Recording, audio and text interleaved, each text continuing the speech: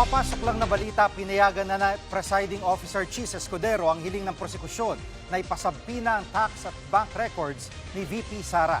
Live mula sa Senado, nangungun sa balita si News 5 House Correspondent Marian Enriquez. Marian, anong paliwanag ng Escudero sa desisyong ito?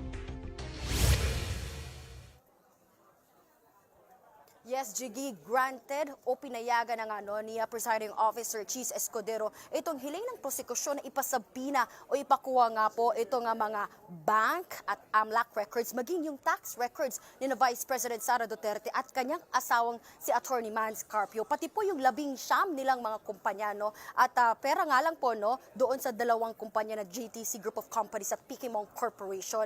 Ayon nga po kay Escudero, reasonably described o malinaw po yung pagkakalarawan ng mga dokumentong hinihingi nga ng prosekusyon at madali rin naman daw matutukoy nitong mga bangko at ng AMLAC yung mga accounts o records at bank transactions na hinihingi nga na pinasusumite sa kanila. May kaugnayan din naman daw po itong mga bank records dun nga sa aligasyong nakasaad po na unexplained wealth, no article of impeachment na nakasaad po doon sa impeachment case. Pero paglilinaw po ni Escudero, no, hindi po maaaring magamit yung batayan itong mga makukuha nga pong dokumento dito nga sa mga pinasapina para dagdagan, no, ng impeachable offense po.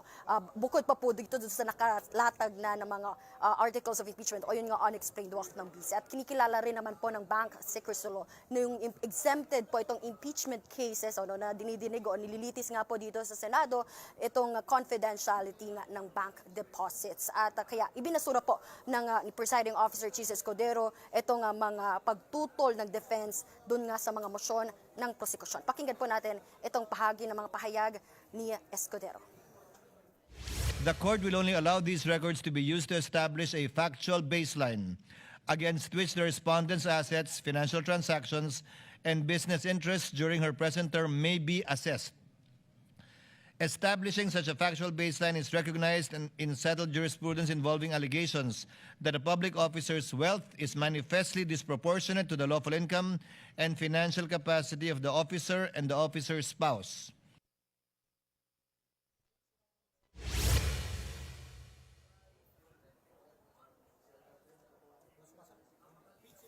Jiggy, hinilingan ng prosekusyon itong mga pinasasampi ng mga dokumento po sa AMLAC, yung mga bank at tax records ng mag-asawang Duterte Carpio para nga po sana doon sa pagpresenta ng prosekusyon ng pinakahuli po nilang article. Ito yung hindi nga maipaliwanag ang umano'y yaman ng BISA at hindi nga pagdedeklara sa kanyang Statement of Assets, Liabilities, and Net Worth. Ayon nga po kay House Prosecutor Shell Jokno na sumala nga po dito sa oral arguments, hindi naman daw maituturing na intrusive o panghihimasok nga doon sa buhay ng BISA at kanyang mister itong mga pinasampi ng mga dokumento. At nag-rule din kanina itong si Presiding Officer Chis Escudero na dahil po mag-asawa po sila, no, tinatrato nga po na iisa yung kanilang mga yaman, kumbaga. At kailangan din nga makuha itong buong picture, kumbaga, para makita kung totoo nga bang mayroong unlawful na pag-amas ng yaman ang BC. At klaro rin daw doon sa mga naging desisyon ng Korte Suprema na kailangan nga makita ito, no, yung full picture. At pakinggan po natin itong pahayag ni House Prosecutor Shell Jokno.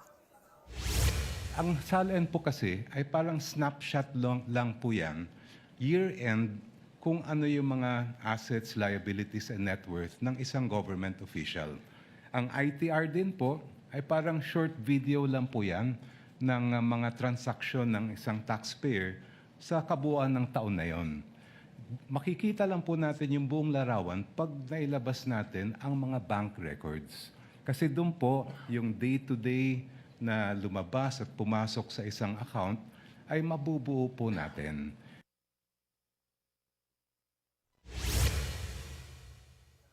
Jiggy, dagdag pa nga kanina ni Congressman Jokno, yung ginawa po nila doon sa House Committee on Justice, tinukoy lang naman nila kung may probable cause o sapat na dahilan para impeach si VP Sara. At hindi pa nga po ito dapat yung gagawin yung pagkuha, kumbaga, ng buong mga ebidensya laban sa BC. Kasi hindi po nila yung trabaho, kumbaga, ang ginigit nga po ng prosekusyon, dito po dapat sa paglilitis sa Senate Impeachment Court ito gagawin. At according pa nga po kay Congressman Jokno, hindi pa naman po ito usapin kung i-admit na ba itong mga ebidensya. Usapin pa lang po ito yung issue ng pagpapasabpina. So, tatalakayin pa naman po kung susuriin yung relevant itong allegation ng unexplained wealth.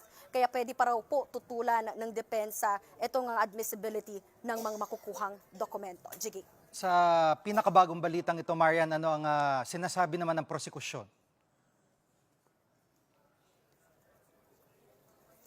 Yes, JG, narinig din natin muli yung argumento nitong defense panel o yung counsel ni VP Sara ni si Attorney Michael Poe. Ever since po noong House impeachment hearing sa Justice Committee, pareho po yung sinasabi nila na fishing expedition daw itong ginawa ng prosekusyon dahil ginigiit naman nila na ang ginagawa daw ng prosekusyon parang nagtatapo ng malaking lambat kumbaga sa dagat at doon pa lang hahanap ng ebidensya. Pero nanindigan nga po itong prosekusyon, nasagot na rin po nila yan na meron pong kumbaga tinatawag na yung tinatawag po nilang narration po nung ultimate facts doon sa articles of impeachment. Pero yung position nga po ng depensa ay dapat daw may sapat na ebidensya, specific facts kung ano ba yung mga transaksyon, kailang taon daw nagkamal umano ng yaman ang Vice Presidente. Hindi daw yung kukunin yung buong mga dokumento. Pakinggan po natin yung pahayag ni Attorney Michael Poe.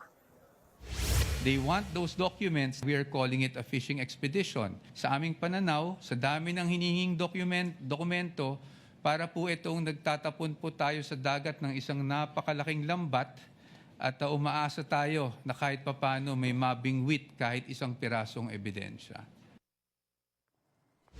At Marian, ngayon sinabi na ng presiding officer ng impeachment court na pwede nang buksan. Ito ba'y nangangailangan pa rin ng pirma ng presidente? Kasi itong mga nakalipas sa araw ay yun nga, sinasabi nila authorization ng Pangulo ang kailangan.